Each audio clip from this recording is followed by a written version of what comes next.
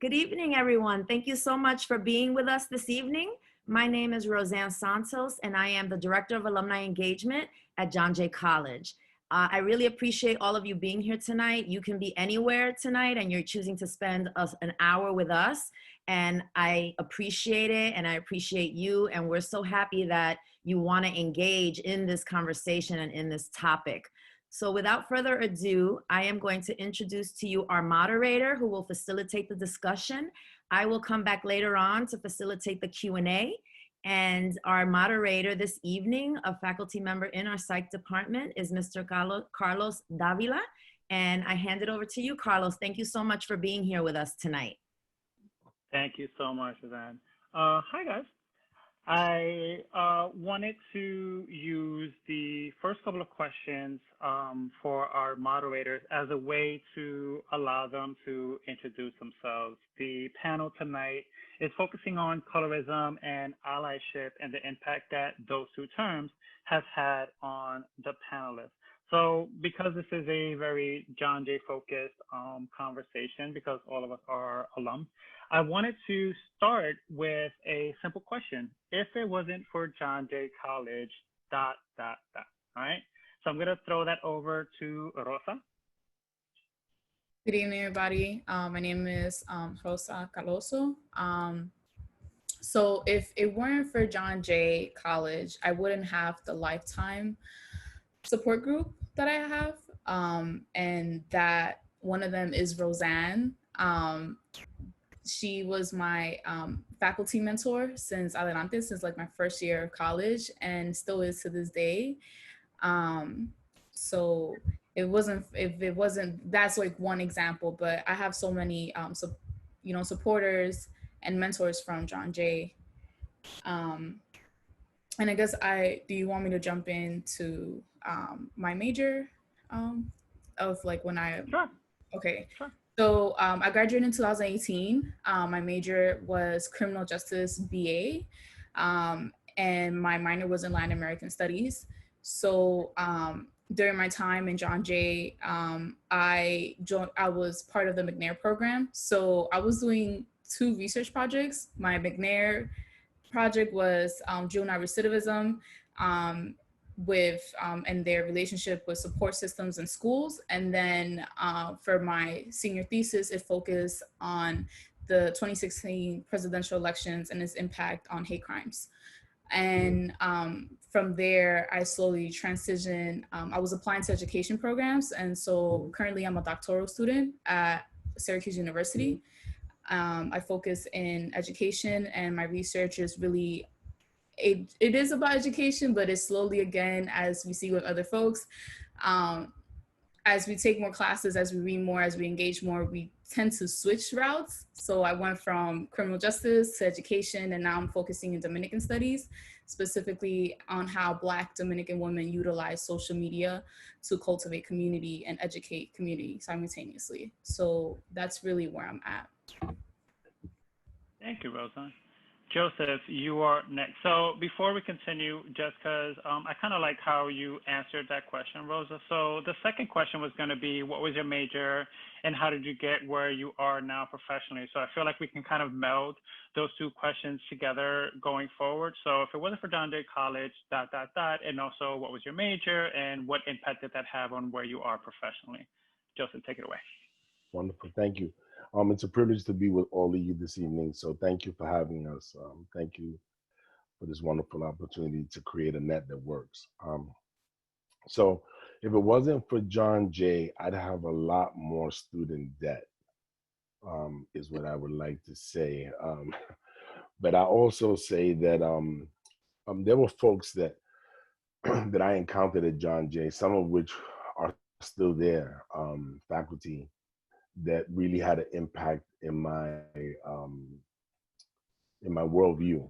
They really took a lot of energy that I had that was kind of going in a lot of different directions, and very intentionally invested in me and invested in many students in a way that allowed me to answer questions that I didn't even know were important. So I'm grateful to some of those people, and I'm just going to say their names to lift them up. because they were so important and still continue to be important to this day. I guess the first person I'd like to mention is Jama Adams. He was someone who really took an investment in my journey. Also, he's not at John Jay anymore. I know I've stayed in touch with him. But Patrick Gooden was a professor in the philosophy department.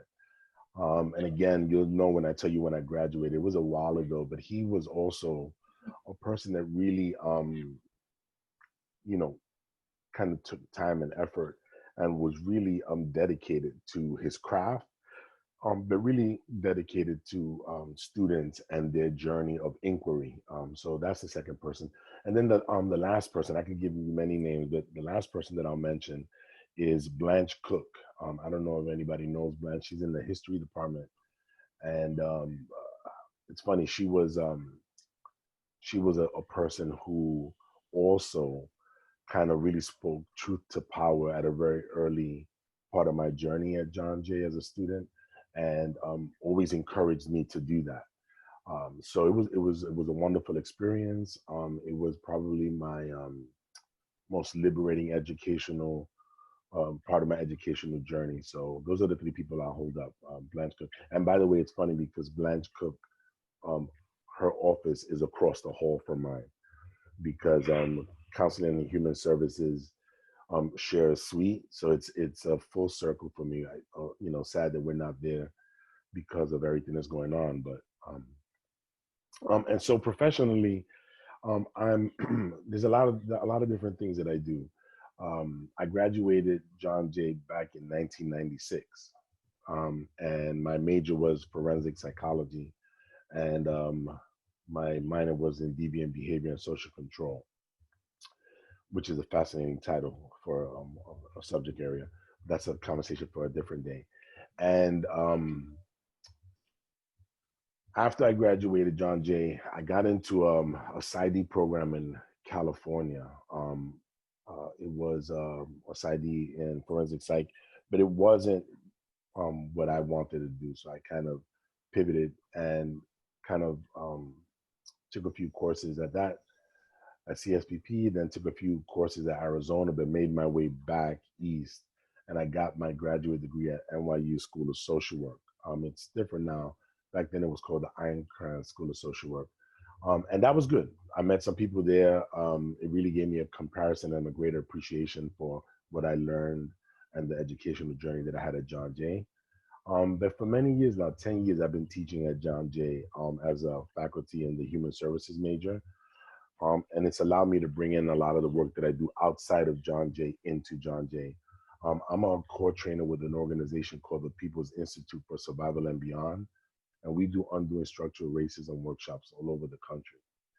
So I bring that training and that awareness into the classroom while I help people kind of become liberated gatekeepers in training for their journey. And then I do a lot of anti-violence work with an organization called A Call to Men.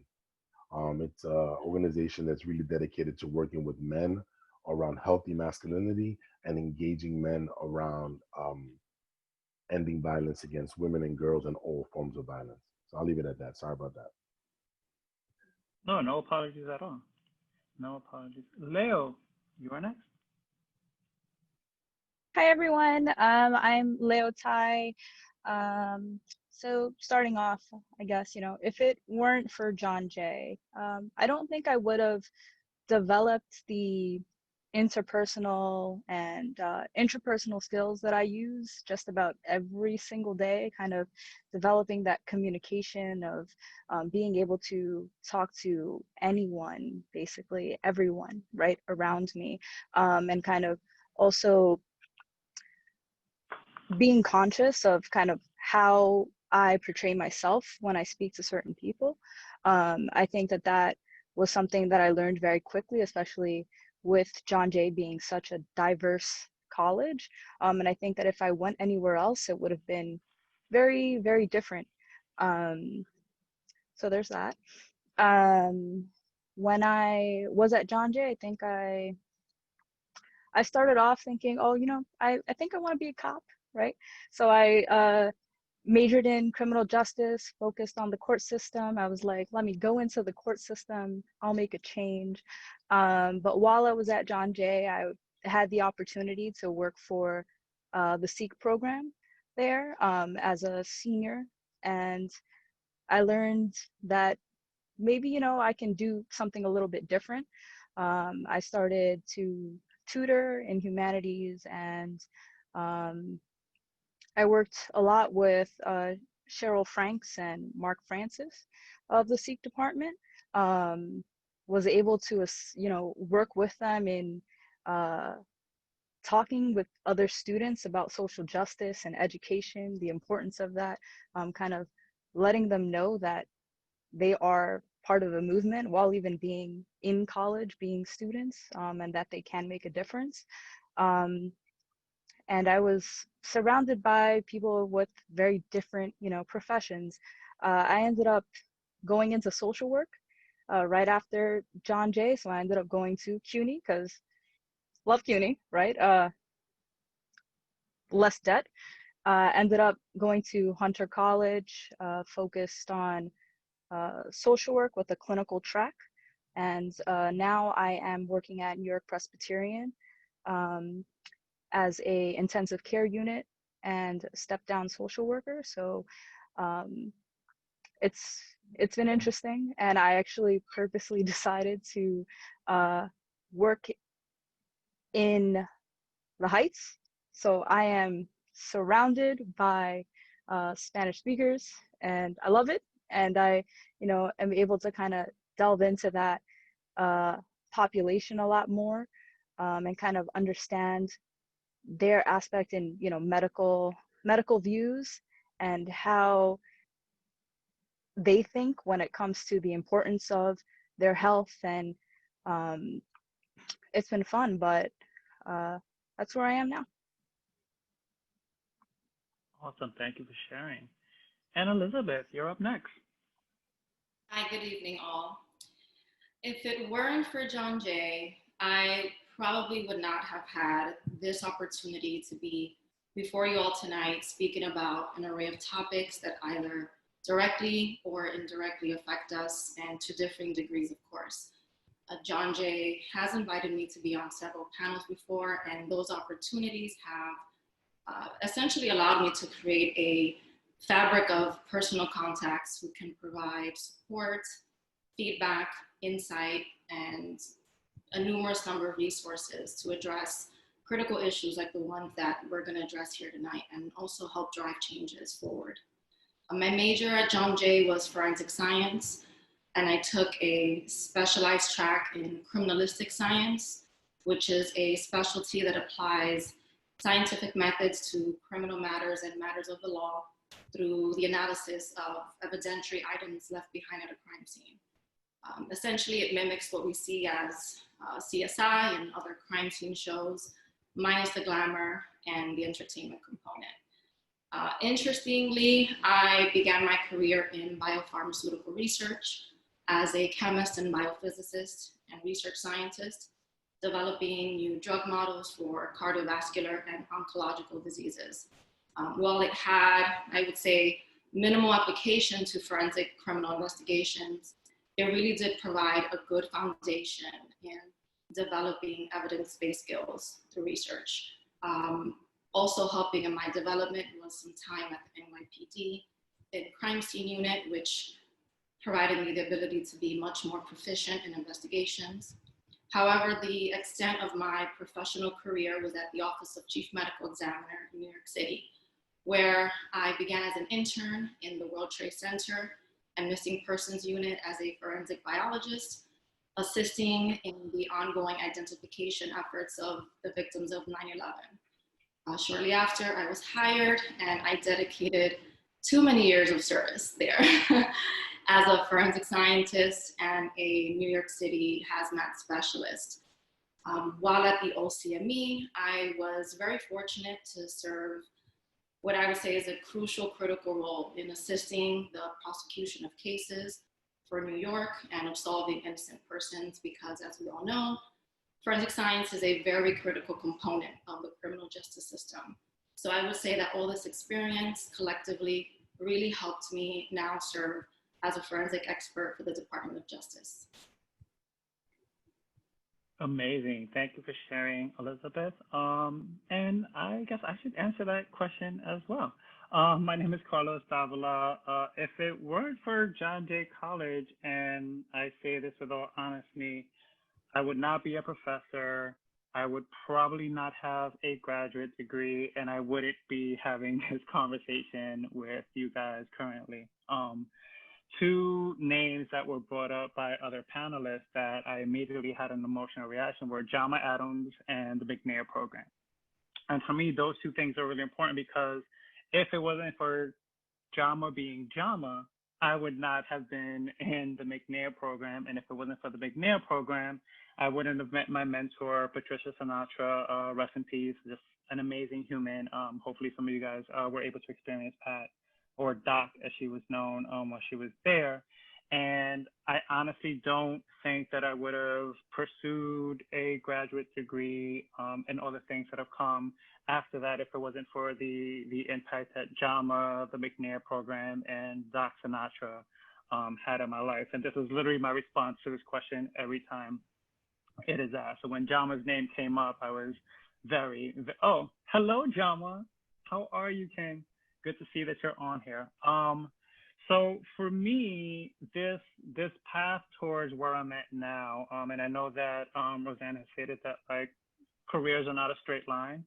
It started with me wanting to be Morgan Freeman, right? So in every movie that he was in the early 90s, right, where he was this amazing forensic psychologist. So I was like, I want to do that.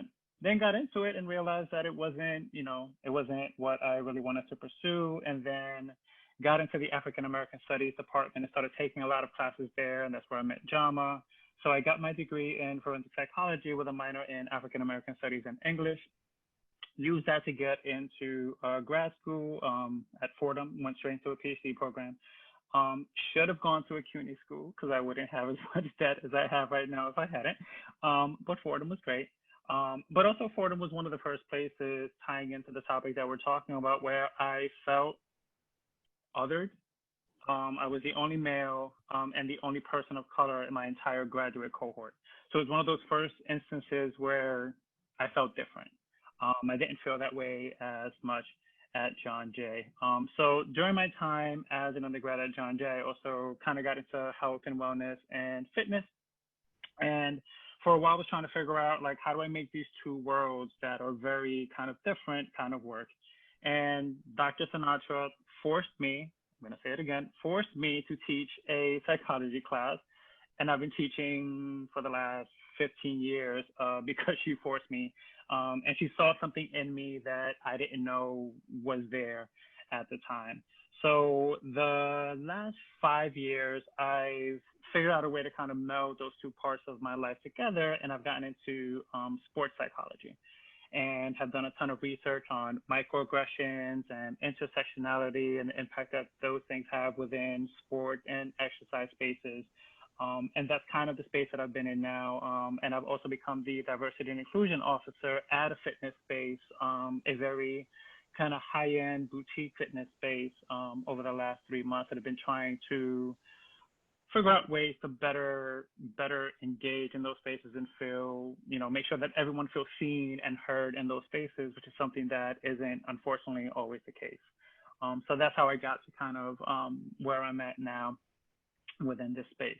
So as we're celebrating Hispanic Heritage Month, one of the things that often comes up in conversations within our community is this idea of colorism, is this idea of this, in my opinion, at times, weird separation that we have within our culture based on skin tone, right? It's a little bit different than the racism that we see with other groups, because a lot of times this is within families, right? It's not your neighbor, it's not your racist coworker, it's your aunt who is making comments about your skin color, or it's your, in my case, mom, who may have an issue with your very ethnic child and act weird around that child, right? So this idea of colorism is something that I feel a lot of folks in this panel have been impacted by. And allyship is another word that we've talked about a lot during the last couple of months as we've engaged in these anti-racism conversations. And it's interesting because a lot of us talked about different allies that we've had in our time at John Jay. So it's kind of a good segue into that conversation. So I wanted to, before we get into the next couple of questions, just put this definition, just because I know some of us are more visual learners, so I'm going to put it in the chat, of what colorism and allyship are. So I'll read them really quickly, and then we'll jump into the panel. So colorism, discrimination based on skin color, also known as colorism or shadism, is a form of prejudice or discrimination in which people who are usually members of the same race are treated differently based on the social implications which come with the cultural meanings which are attached to skin color. Allyship, which we'll get into in a couple of questions, is the practice of emphasizing social justice, inclusion, and human rights by members of an in-group to advance the interests of an oppressed or marginalized outgroup. Allyship is part of the anti-oppression or anti-racist conversation, which puts into use social justice theories and ideals. So I just wanted to give you all what those terms meant, because the next couple of questions are going to dive into those particular topics. So the next question that I have for the panelists: what has been your experience in whatever workforce you, because again, we've been in different workforces. What has your experience in the workforce been when it comes to the issue of colorism? Elizabeth, you look like you are ready to answer that question. I was not, but oh, but I saw you unmuted. That was my fault. I saw you unmuted. I can answer that question. I'll take a less personal approach and provide an emphasis on my experience as I see through the criminal justice system and through our courts, given my extent, well, the extent of my career in the criminal justice system. Colorism coexists with more traditional forms of race discrimination that impact all Blacks and Hispanics without regard to skin tone and phenotype. And so what I've seen is that the courts essentially seem unwilling to recognize this fully. For me, what has probably been most frightening is the association of dark skin with criminality. It's probably become one of the most deep-seated stereotypes in our society. We tend to look more suspicious, and therefore it is assumed that we're most likely to commit crimes. And I do think that the inability of the criminal justice system to fashion coherent approaches to colorism claims and criminal cases involving dark-skinned Latinos and Black defendants just means that as a society, we're going to continue to experience harsher and more extreme forms of discrimination than experienced by lighter-skinned Blacks and fairer-skinned Latinos. And as a scientist who appreciates data, the statistics speak volumes, right? We can look at statistics from multiple organizations. The NCCJ, the National Conference for Community and Justice, they project a lot of statistics, statistics that we see on a daily basis, right? Darker skinned Latinos or Blacks more likely to be convicted, right? More likely to receive the death penalty than lighter skinned defendants for the same crimes or crimes because they are specifically geared towards white victims, right? Studies that show that upwards of 11% light-skinned women will serve less time in prison than darker-skinned women. Lighter-skinned women serving shorter sentences, right? Statistics showing that Black men, depending on what year they're born, they are guaranteed to spend some part of their lives in a state or federal prison. So imagine those numbers and what they're looking like today in a society that's really taken a real or less of a stance on this issue. And it's important for us to really be knowledgeable on the studies because they continue to break down the problem of colorism in the American judicial system and show that when we thought it was solely about race, as you indicated earlier, it's more than just race, right? just being Black or being Hispanic is not what makes a person more likely to be sentenced, but instead it's actually how Black or how dark skinned one is. So the chances of being arrested then become proportional with the darkness of our skin. And that's not to minimize race, as you said earlier, right? We study colorism because race matters, because race is a social concept, not significantly tied to biology, but the color of our skin. And it has really become a substitution for race in the criminal justice system. So the linking variation in skin tone to the most central domain of inquiry on ethno-racial inequality is really emerging. So given this research, researchers argue that imprisonment is a common and normalized stage of many dark-skinned folks, African Americans, darker-skinned Hispanics. It is part of their life course. So I think it's a component of colorism that really deserves much attention. And that I would probably summarize as my experience in the criminal justice system. Amazing. Thank you for that impromptu response, Elizabeth. I appreciate it. Joseph, I think you were set to go. Yeah, I'll just add, maybe not so much a more personal, but just to build on what Elizabeth shared with us, which is really how it shows up in the criminal justice system. I think that thinking about terms like POC, right, or even BIPOC, and just thinking about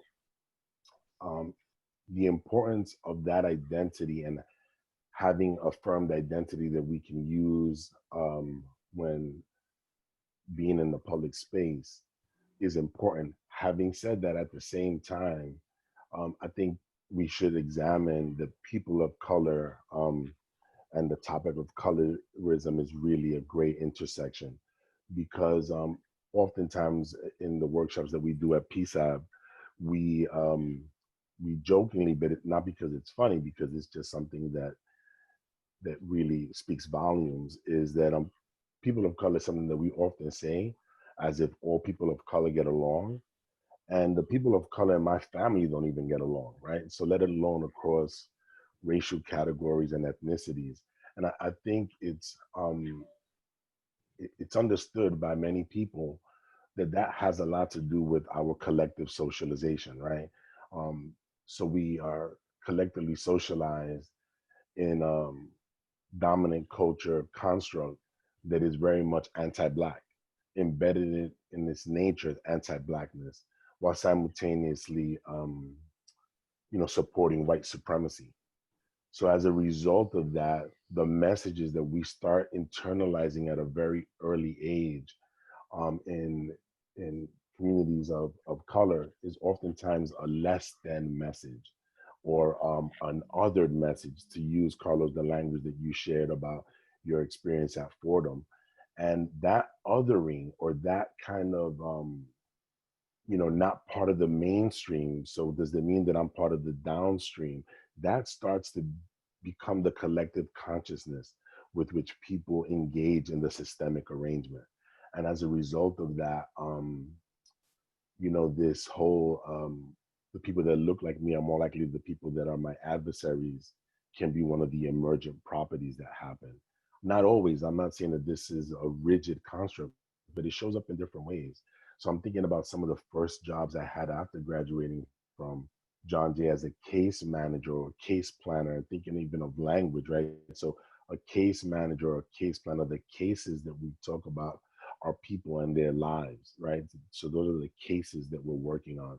And then not really knowing that, or having a great awareness of how the systemic arrangement impacts vulnerable people, or people that are in the margins of the margin. We get hired in organizations and social services that already have a construct in place, even though they're intended to help these vulnerable populations, so that when folks are not able to adhere to our goals, our short-term goals or long-term goals, to say things like they're difficult to serve population or they're non-compliant, right? But a lot of that is lacking an awareness of the whole systemic pressure and the multiple systems that families have to negotiate on a daily basis, right? And to me, the intersection between that and colorism is simple.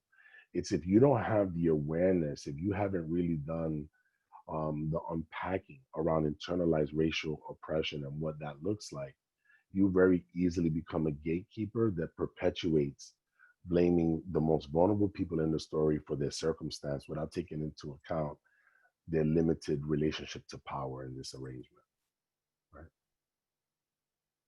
And it's interesting because a lot of times we don't even question where this bifurcation comes from, where there's anxiety around other forms of Latinx. For example, I was raised to hate Dominicans.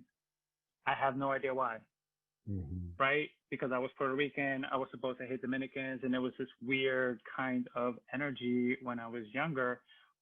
But there was never a reason, but it was something that became so normalized. And the interesting thing is a lot of the people that I lived around were Dominican, so my Spanish had a very Dominican kind of tinge to it. So then everybody thought I was Dominican, so which made my mother even more upset because how dare you be Dominican? And to go back to what I said about Fordham, that was the first time that I felt othered in an educational space. That's right. I felt othered at home from jump. And I didn't realize it till I was a little bit older and spent a lot of years in therapy, but realized that a lot of what I was feeling as a kid was my mother, because as light-skinned as I consider myself to be, I wasn't light enough. You know, I still reminded her of, you know, the relationships that she had in the past, or the skin tone just resonated with her a little bit differently because she had these negative associations with it. And that's something that she tried to instill in me. And luckily that didn't happen. But this normalization of hating the other or hating darker skin tone is something that I feel a lot of us have to deal with on a semi-regular basis. Rosa and Leo, did you want to add to that before we move on to the next question? Yeah, Sure. Rosa, go ahead. Okay, so my relationship with colorism is quite interesting. I think I also identify as like a lighter skin, but my mother is dark skin, and I understood what it meant to be light skin versus dark skin at a very young age. From being asked, who is your father? Why do you look like this? To also, even in education, and I think it hit me in college. And although I do acknowledge that John Jay was very diverse, Latinidad in John Jay was very particular, and it was very segregated. And conversations of immigration was very segregated. And there was an isolation of when it came to Black undocumented immigrants and that conversation. And so I felt othered even in John Jay. And even then, like, I could honestly say that my relationship with Latinidad is very minimal, because I the more I learn of Latinidad and the more I learn how is even socially constructed and cultivated, and I'm seeing how even then, and you know, and it's come up and it's come out about for a long time of how, you know, in the Latinx community they isolate Black and also Indigenous folks in when it comes to the conversations of Latinidad. And so I have my qualms about it, and it's hard for me now. I mean, I could tell you there was a point where I was like, I'm a proud Latina, and now I'm just like, I'm just Black and Dominican. Like, I can't break it down to you any more than that. But and I think that comes from a place of sadness and isolation from the community. But I've also learned not to turn that sadness into anger, even though anger can be healthy. But I think also is to be critical, and it's about calling out versus calling in, depending the situation, the person that you're dealing with. And we're seeing that as of lately, there's been a call out and canceling people, organizations and such. for rightful reasons. But I think at the same time, how do we move on from there? And I think I also think about how blancamiento and mestizaje in the Latinx community is also prevalent, is so prevalent to this day. And also our everyday language, our everyday conversations, and how we refer to each other in our conversations. And, you know, and I think that colorism looks different for every country, but it's so similar.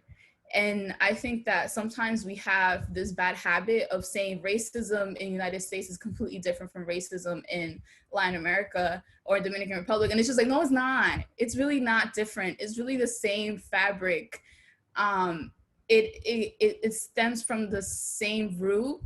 And somehow in other countries, we disguise it as classism, but there's no racism. And really, but when you really look at the classism, you see the evident racism. You see who's at the bottom of the hierarchy. And I could definitely go on a whole lecture on how Dominican Republic has like 27 like skin complexion identifications, from trigueña to moreno fino, and it's just, we all Black. Well, majority of us are Black, but there is a history of governments utilizing eugenics, utilizing immigration from specific groups of people to quote unquote whiten the race. There's a reason why certain immigration laws in the United States or in other countries are harsher towards other people. There's reasons for that. When we have conversations about the US border, the US-Mexican border right now, we talk about undocumented folks, but we don't talk about how the majority of those who are undocumented are Black folks. 40% are Black folks. Those are who are Haitian and African, but we don't talk about those things. And I think that, and I think a major part of that could be, a major part is media, but it's also how we have already put an image to a topic, to a stereotype, to an issue. And colorism takes a huge part in that. And so I know nobody spoke about their personal experiences, but one thing I am very, very conscious about is how my dark-skinned colleagues are treated in the workplace. How my dark-skinned colleagues receive a harsher punishment than others. For the same mistakes or no mistake at all. Or for even me in grad school, I was fortunate enough to be in a very diverse program. However, I took this one class, and evident for its name, it was critical whiteness theory. Obviously, I was one of the 3 Black students in the class, but it was it was an interesting experience because there's also a luxury being part of CUNY, and that's that we don't necessarily have that Black and white experience until we step out or until we go to grad school. Because let's be honest, CUNY Grad Center could talk about being diverse, but we know how the classrooms look like, and we know the experiences of some folks. And we know how grad schools look like in New York City, despite it being located in New York City. So the otherness happens, but also I would like to lastly talk about how colorism equals likability. And that relationship of like, if you're lighter, I like you more. And if you're darker, I'm hesitant. And the likability politics, we could dive into that, but it's really in relation to race and complexion. And we don't necessarily see it that way, but we could look at it in the music industry. We could look at it in the film industry. We could look at it as in a regular conversation where it's like, I like that person, but I don't like that other person. It's like, why? I don't know.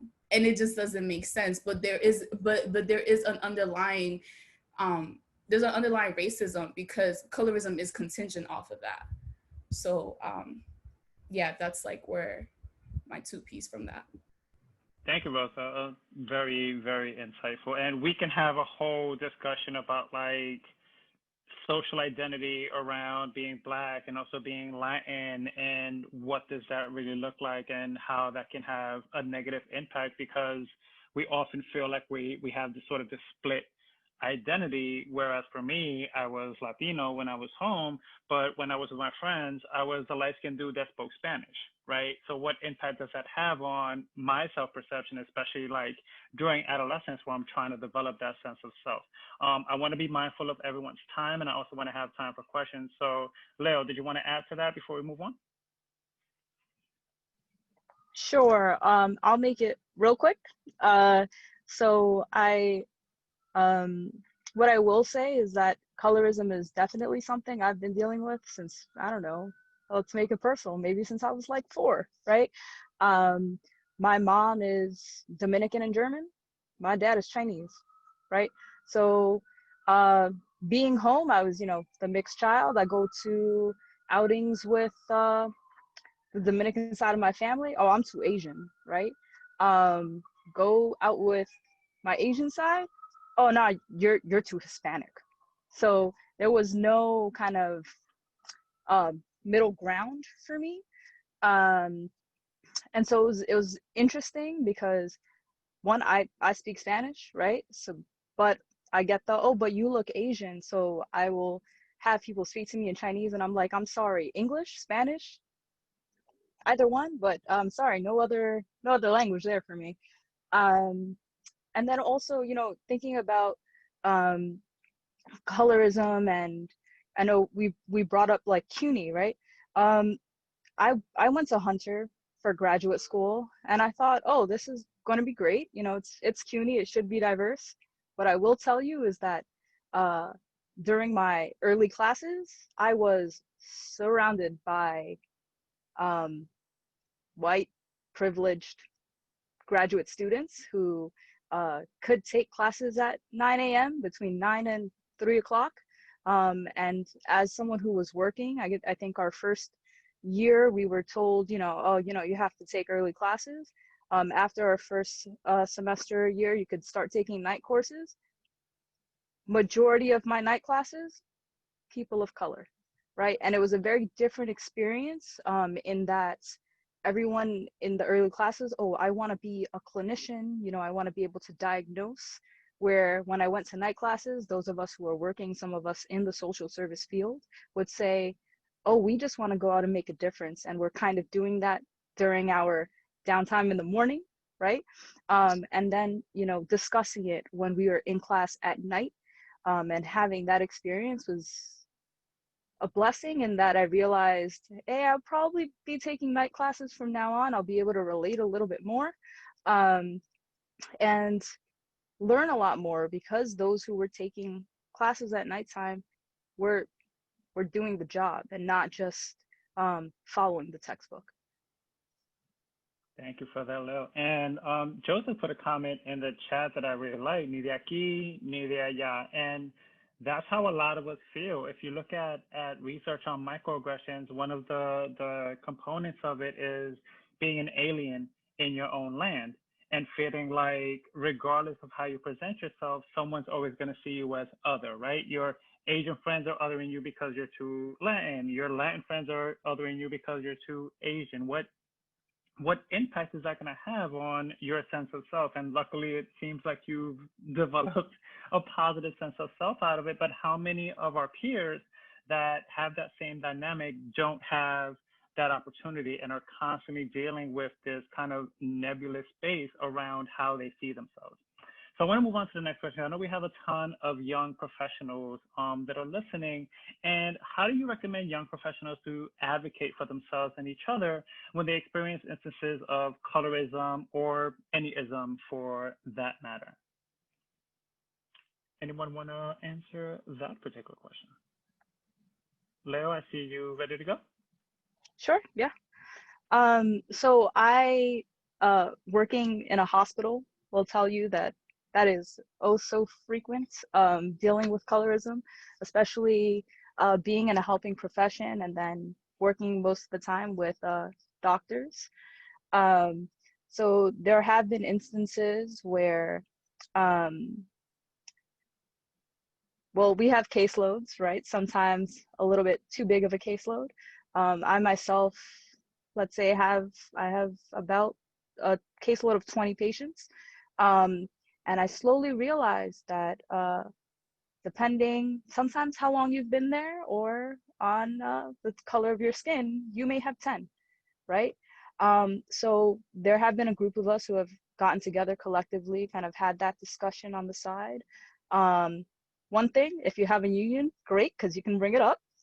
But then also, um, being aware of that, kind of having that discussion, we've gotten together, spoken to our manager about it, and said, hey, we realize this. I don't know if it's on purpose. I don't know if it's accidental. Maybe some cases are heavier than others. But is there a way that we can balance this, right? Have that discussion as a group, so that when it's time for us to do our work, not one of us is more burdened than the other, which has worked most of the time in our favor, as long as I think we do it collectively and we feel comfortable. But we always have that conversation of let's be ready to accept criticism or to accept suspicion as to why we believe these things, but take the facts with us, right? And say this is why, and this is what we see, and these are some things that we think we can do about it. Awesome. Is there anyone that has a really quick response to that? Because I want to leave some time for the allyship question and for the Q&A. I would probably recommend for young professionals I would probably say education and integration are probably two really good places to start. Specifically for our Latin community, I think it's really important for us to educate ourselves on clearly the history of Latinos and Afro-Latinos. We should not expect other groups to educate us about our own history. That education is solely up to us.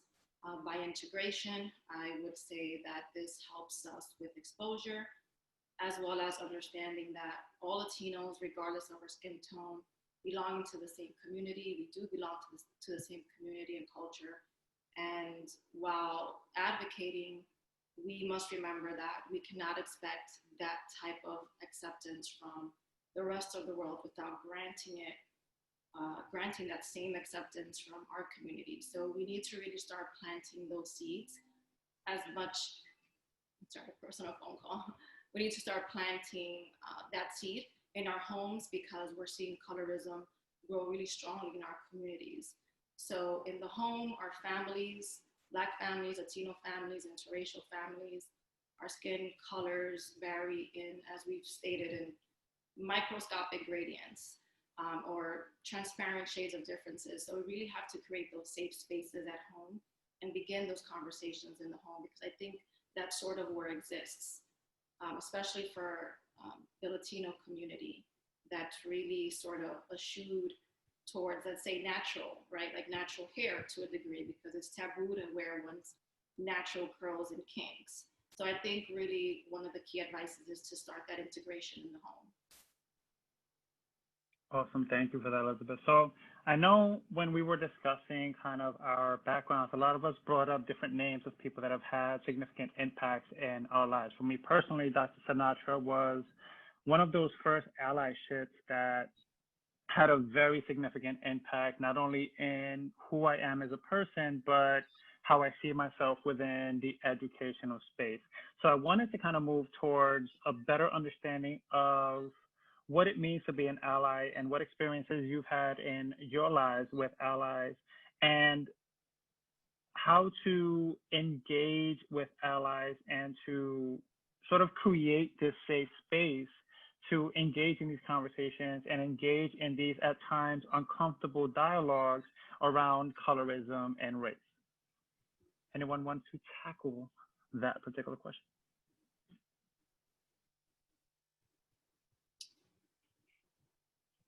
I can say something. And I'll keep it brief, because I realize the time. And I'll say something just thinking about many years, probably going on 20 years now, working in the IPB addressing intimate partner violence, what many people refer to domestic violence. And it's thinking about allyship and doing that work. I think that one of the things that I would like to add to the conversation is when you are invited to be an ally to a group that is vulnerable, um, you have to be willing to take leadership and direction from those folks in a way that we are normally not accustomed to. And that part of allyship, I think, is important because a lot of times when we are allies, we go into that relationship on a conditional basis. And really being an ally means that you have to take leadership from folks and you have to be available um, for what's asked of you, as opposed to having the answers and knowing what people should do based on your security because of your identity, because you may not be as vulnerable as the folks that you're being an ally to. And I know that the question has a lot of entry points, but I just wanted to speak to that because I think many years ago someone said to me, you're an ally to this population when we tell you you're an ally, because a lot of times we want to be an ally before we've done all the work and before we've earned the relationship cachet, right? So I just wanted to put that element to it, especially when you're speaking or when your allyship is with really vulnerable populations, people that are in the margins of the margins. You have to be really aware of the impact that they've had in systemic engagement or with other people or even in intimate relationships. So I'll leave it at that unless someone brings it up in the Q&A. Did anyone want to add to that before we jump into our Q&A? The only thing that go ahead, Rosa. No, I would probably add that it really takes being proactive and being willing to unlearn and relearn. I think at a minimum, or being an ally, we should probably, or we can enact different changes immediately to initiate the steps to be an ally. So having the ability for us to examine some of our own privileges objectively, because we still have some privileges despite colorism. And we should do that so that we don't inadvertently advance our own privilege and contribute to another group's oppression. For example, being mindful of how we speak to those who may feel oppressed, right? When we speak, we should speak with the use of more inclusive language, being aware of implicit biases that we have, using our voices. Some of us can use voices for the positions that we hold and our platforms to reach other people and teach other people about what you've learned through self-education, as I touched upon earlier. So there's several ways: voting for ordinances or policies, right, that create conditions that promote tolerance and that empower the disadvantaged, and as well as enhancing interaction amongst diverse groups. So there's so many ways to become an ally, but I think it's really important to accept that it's going to be an ongoing journey. It's not going to be an easy journey, and don't let any initial motivation fade. Becoming an ally, for me, I think, is creating a moral standard in our communities, regaining that humanity that we discussed earlier, and really doing it with trust and commitment, because I think that when we do that, we're more effective in creating an alliance and uniting on important issues.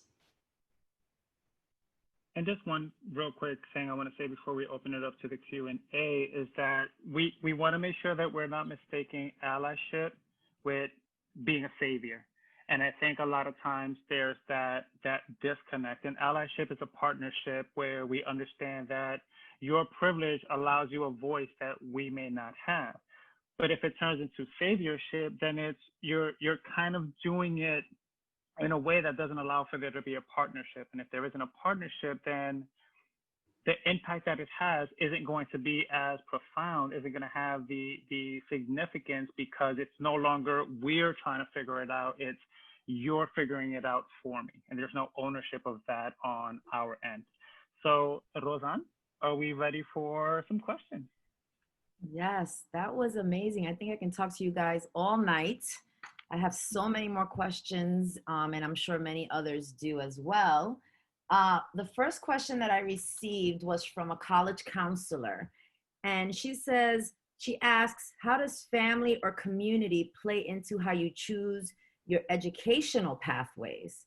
So I think that's a pretty interesting one. Does anybody want to take that?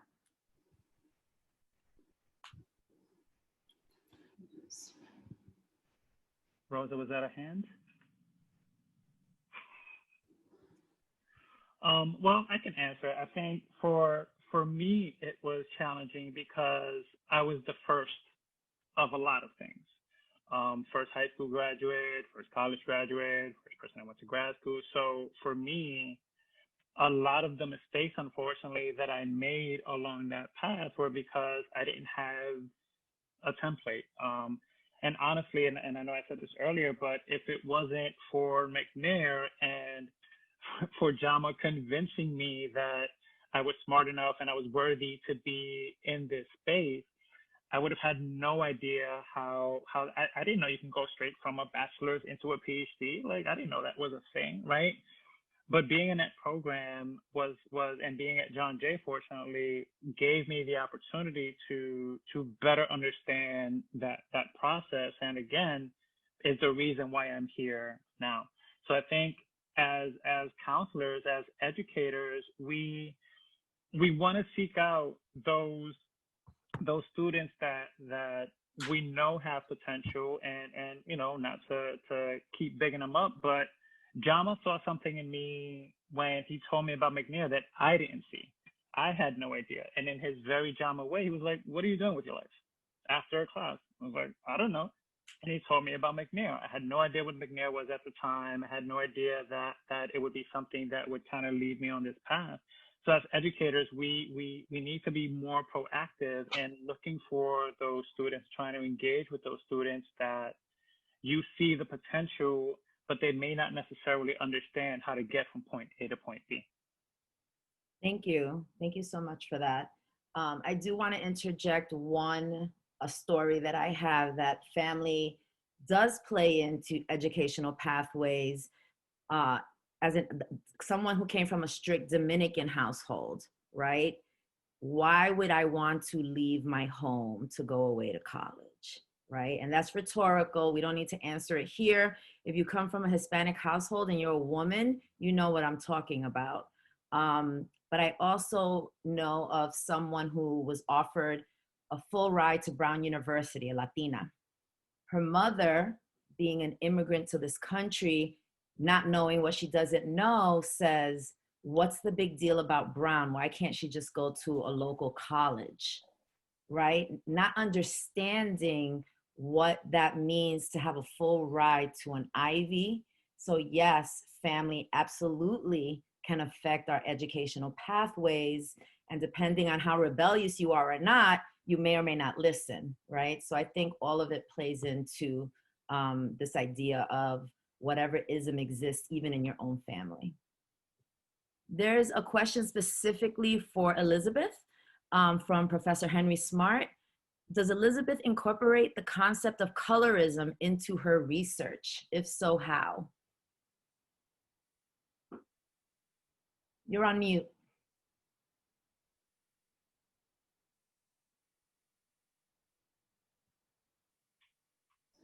Okay, am I muted? Yes. Okay. Hello, Professor. Thank you for your question. At this time, my research, I no longer am actively conducting research. The extent of my scientific research has been in pharmaceutical research and forensic research. It has not had any direct correlation to colorism. However, it is something that I would absolutely look into and pursue for the immediate future. Thank you.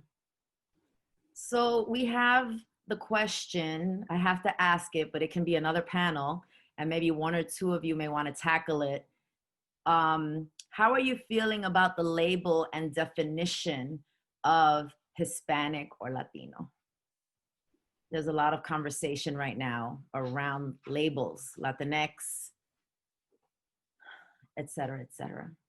Joseph, I think I saw you Yeah, first. I'll say again. I'll say something about that.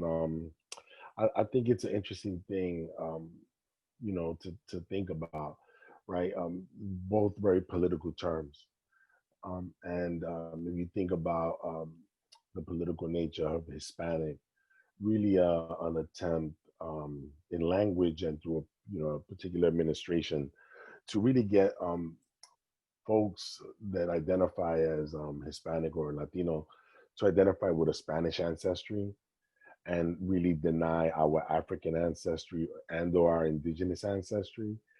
And but so much that there's so many layers to this because there's so much in that kind of jives with so much of what it means for many Latino folks to come to the United States. Whether it's your first generation and your parents sacrificed so much, the idea was to come and succeed in whatever this arrangement has to offer, right? With very little awareness of how much you have to give up in order to succeed in this arrangement. And I've heard it throughout the conversation this evening, and I'm, and I just want to hold it up. I think that when we think about the changes that have to happen, and I put it in the chat, they really have to be transformational changes.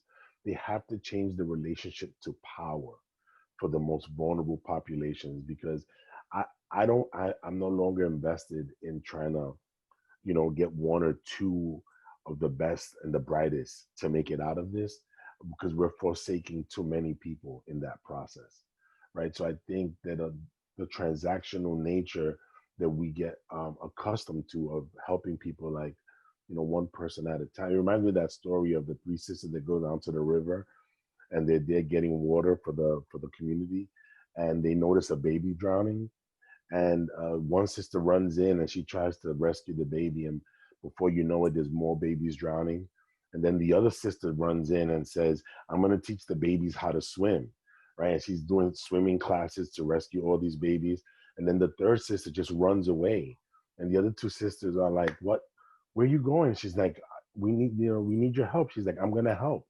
I'm gonna go see who's throwing the babies in the water," right? Mm. And I think there's something about the transformational nature of the conversation um, that I want to continue to support, right? Why is it that we make it acceptable that so many babies get thrown into the water while we're trying to teach some how to swim, while we're trying to pull some out and breathe life into them? We have to also collectively think about how do we go up the river and see who's throwing these babies in the water. Thank you so much for sharing that. It's not an anecdote that I've ever heard before, and I have some chills right now thinking about it. So thank you so much for sharing that. I don't see any more questions in the chat box. So I'm going to ask each of you to give us your final thoughts, maybe 1 to 2 minutes because we are over time. Just any final words of encouragement, of wisdom, of anything you want us to leave this evening with. And we'll start with Carlos. He, as the moderator, go first.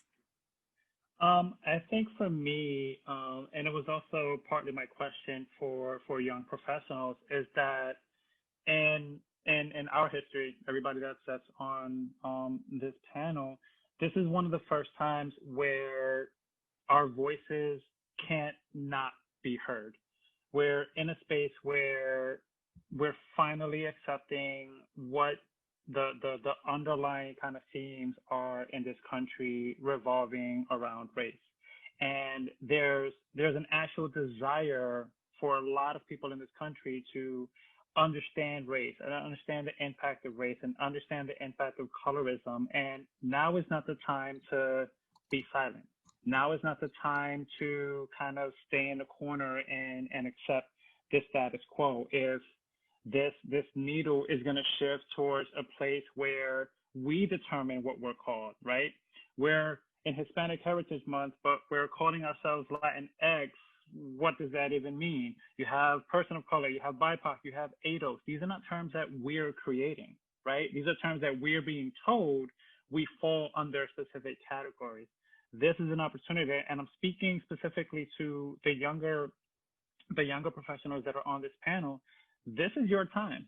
We're making the sacrifices and putting this work in so that you guys can step in and move this needle forward, right? And this is the time for that. Like we can't continue to be silent. We can't continue to be told how we should engage in our spaces. Thank you, Carlos. Rosa, you want to go next? Yeah, sure. So I'll just be very brief. This is something I wanted to share earlier, but I just wanted to bring up, and this is something that you all could look for on YouTube and like on your free time, but I enjoy the work of Dr. Bettina Love. They speak about what does it mean to be a co-conspirator. They don't use the term allyship, and the reason why is because to be a co-conspirator requires you to it's a verb, it's an action, and they defined it as understanding whiteness. When a person understands their whiteness and their privilege, and to use their privilege, power, and resources in a way to collectively dismantle white supremacy. And this is we're not only talking about white folks in this regards, we're talking about those who are lighter skinned, using your privilege, using your resources and the access that you have. We're also talking about those who are cisgender. We're talking about those who are not part of the LGBTQ community, those who have to take the time to really evaluate themselves and ask themselves how many times have they been ableist without even realizing it, because very much our language and how we operate is very ableist. So my final words would be to look into the work of Dr. Bettina Love and her videos, really, because she really breaks down what she speaks about in her book, We Want to Do More Than Survive. But it also really breaks down what does it mean to be a co-conspirator, because the same way I have my qualms with Latinidad, I have my qualms with allyship. So that's just my 2 pieces. Thank you. Elizabeth?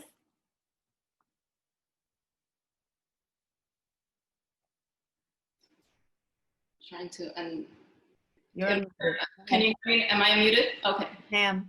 I'll keep it very short and brief. I just think that us, Latin community, which is the scope of this event, we should probably accept that we haven't been asking the right questions for a while, nor did we have these conversations openly. Instead, I think to a large degree, we may have unintentionally succumbed to colorism, as your example from the Brown University. And so it's just really important to continue to provide education on the topic, because it really has shown to alleviate long-term detrimental effects on how people view themselves and see their opportunities. It really, I think without it, it really can become, I guess the effects of colorism can really become a symptom of mental health illness and issues. And that's not something that Latinos necessarily want to be open about and admit to. So there's a lot of tough questions that are unanswered, and we need to start really addressing them. So I would just encourage everyone to continue to speak about it openly. We need to have open dialogue, and we need to just acknowledge that it exists. Thank you, Elizabeth. Leo, you want to go next? Sure, yeah. So I actually completely agree with those last few statements. I think that it's really important, right, to continue having those conversations within our circles, right? And this generation on social media, right? All we do is post things, right? So I think it's really kind of a new beginning, in that we're talking about what it is to be Latino, especially at this time, kind of, and with everything that is going on, the impact of colorism and how we live our lives day by day. And it's a process to, you know, end this cycle, right? And I think that it's a really vicious one, right? It's generational. It's been going on forever. And I think that this is just the beginning to us bringing it forward, and not only letting our communities know, like, hey, yeah, this is real, but bringing it also into other communities as well, right? So that it's not just us realizing how real colorism is and the impacts that it can have in our lives. Thank you so much. Joseph, take us home.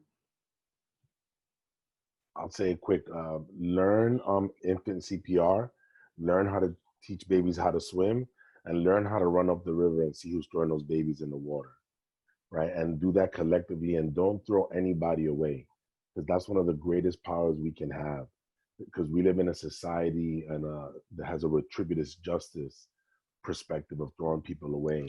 And one of the greatest powers we can have is not throwing people away, right? Understanding that this was something that was done and it can be undone, right? But we have to find ways to just accept that this work and transformation is about loving people, right? And how do we do that in a more abundant way? That's it for me. That's a perfect way to end. And as I said before, you can be anywhere for an hour, and I'm truly grateful and appreciative that you chose to be with your alumni office this evening. We are here for you as an alumni office for mentorship, networking, whatever you may need. I want to thank our panelists. You can give them a virtual round of applause. We even have emojis now that let us clap for our wonderful, illustrious panelists. I say this time and time and again, the John Jay Alumni Network is dynamic, robust, and they are here for you. Every time I speak to a new alum, I have yet to hear someone say, go away, I don't want to talk to you. Everyone has been so open and willing to give of their time and their energy, and I am so proud to, to be part of a university and an institution that has alums that love the institution so much. So thank you everyone so much for being here this evening. Stay tuned to future events. Check us out on social media. We are always having very, very good career-focused events. We are starting mentoring initiatives. If you're not sure what those are and you have more questions, alumni@jjay.cuny.edu. We check that email every day, and we are open for business. So please stay well, stay safe, and thank you all so much for being here with us this evening. Have a great night.